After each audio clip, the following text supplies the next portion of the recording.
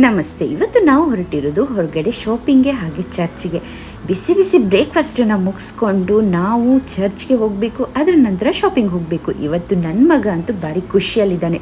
ವಾರ ಪೂರ್ತಿ ಮನೆಯಲ್ಲಿರೋ ಅವನಿಗೆ ಒಂದು ದಿವಸ ಹೊರಗಡೆ ಕರ್ಕೊಂಡು ಬಂದರೆ ಭಾರಿ ಖುಷಿ ಆಗ್ತದೆ.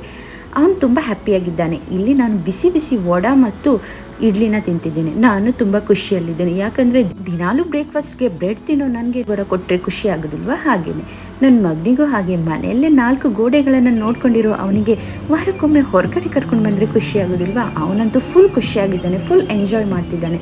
ಅವನಿಗೆ ಈ ಟಾಯ್ಸನ್ನು ಇಟ್ಕೊಂಡು ಆಟ ಆಡೋದು, ಕಾರಲ್ಲಿ ಹೋಗುವಾಗ ತುಂಬಾ ಇಷ್ಟ. ಅವನಂತೂ ಫುಲ್ ಹ್ಯಾಪಿಯಾಗಿದ್ದಾನೆ. ಹಾಗೆ ನಾವಿಲ್ಲಿ ರೀಚ್ ಆದ್ವಿ ಚರ್ಚಲ್ಲಿ ಸ್ವಲ್ಪ ಪ್ರೇಯರ್ ಮಾಡಿಕೊಂಡು ನಂತರ ನಾವು ಹೊರಟಿದ್ದು ಶಾಪಿಂಗ್ಗೆ. ಇಲ್ಲಿ ಚರ್ಚಲ್ಲಿ ಸ್ವಲ್ಪ ಬರ್ಡ್ಸ್ ಇದ್ವು, ಅದನ್ನೆಲ್ಲ ನೋಡಿದ್ವಿ. ತುಂಬ ಎಂಜಾಯ್ ಮಾಡಿದೆ ನನ್ನ ಮಗ. ಅದನ್ನು ನೋಡಿಕೊಂಡು ನಾವು ಶಾಪಿಂಗ್ ಹೋಗುವಾಗ ಇಲ್ಲಿ ಅವನ ಅಕ್ಕ ಬಂದಿದ್ಲು, ಕಾರ್ ತೊಗೊಂಡು ಅವನನ್ನು ಕರ್ಕೊಂಡು ಹೋಗಲಿಕ್ಕೆ.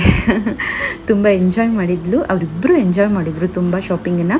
ಯಾಕಂದರೆ ಇವತ್ತು ನಮಗೆ ಮಾಲಲ್ಲಿ ಟ್ರೋಲಿಯಲ್ಲಿ ಈ ಥರದ್ದು ಆಪ್ಷನ್ ಸಿಕ್ತು. ತುಂಬಾ ಖುಷಿಯಾಯಿತು. ಅವನಂತೂ ತುಂಬ ಹ್ಯಾಪಿಯಾಗಿದ್ದ. ಹಾಗೆ ಅವನ ಅಕ್ಕನೂ ತುಂಬ ಹ್ಯಾಪಿಯಾಗಿದ್ಲು. ನಂತರ ಇಲ್ಲಿ ನಾವು ತೊಗೊಳ್ಲಿಕ್ಕೆ ಬಂದಿದ್ದು ಚಿಕನನ್ನು ತೊಗೊಂಡ್ವಿ. ಹಾಗೆ ಇಲ್ಲಿ ಹೀಗೆ ನೋಡುವಾಗ ಡ್ರೈ ಫಿಶ್ ಇತ್ತು, ಒಣಕಟ್ಟಿ ಮೀನು ಹೇಳ್ತಾರಲ್ಲ, ಅದಿತ್ತು. ತುಂಬ ಖುಷಿಯಾಯಿತು ನೋಡಿ. ಆದರೆ ನಾನು ತೊಗೊಳ್ಳಿಲ್ಲ. ಬಂಗಡೆನ ನೋಡಿ ಅಂತ ತುಂಬ ಆಶ್ಚರ್ಯ ಆಯಿತು. ಬಂಗಡೆನೂ ಸಿಗ್ತದಲ್ಲ ಅಂತ ಖುಷಿಯಾಯಿತು. ನಾನು ತೊಗೊಂಡಿದ್ದು ಹಸಿ ಮೀನಿರುವಾಗ ಒಣಕಟ್ಟಿ ಮೀನು ತೋರ್ತದ. ಹಾಗೆ ನಾನಿಲ್ಲಿ ನಂಗು ತೊಗೊಂಡೆ, ಆಮೇಲೆ ಕೊಕ್ಕರ್ ಹೇಳ್ತಾರಲ್ಲ ಅದನ್ನು ತೊಗೊಂಡೆ. ಹಾಗೆ ಇಲ್ಲಿ ಸಿಲ್ವರ್ ಫಿಶ್ ಕೂಡ ಇತ್ತು. ನಂತರ ನಾವಿಲ್ಲಿ ಡೈಪರ್ನ ಚೇಂಜ್ ಮಾಡಲಿಕ್ಕೆ ಬಂದ್ವಿ. ಇಲ್ಲಂತೂ ತುಂಬ ಪ್ರೈವಸಿ ಇರ್ತದೆ ಫೀಡಿಂಗ್ ಮಾಡಲಿಕ್ಕೆ. ಹಾಗೆ ಡೈಪರ್ನ ಚೇಂಜ್ ಮಾಡಲಿಕ್ಕೆ ಪ್ರೈವೇಟ್ ರೂಮ್ ಥರ ಇರ್ತದೆ.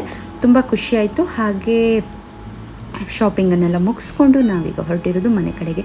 ಮುಂದಿನ ವಿಡಿಯೋನಿಗೆ ಮತ್ತೊಮ್ಮೆ ಸಿಗೋಣ. ಅಲ್ಲಿ ತನಕ ಬಾಯ್, ಟೇಕ್ ಕೇರ್.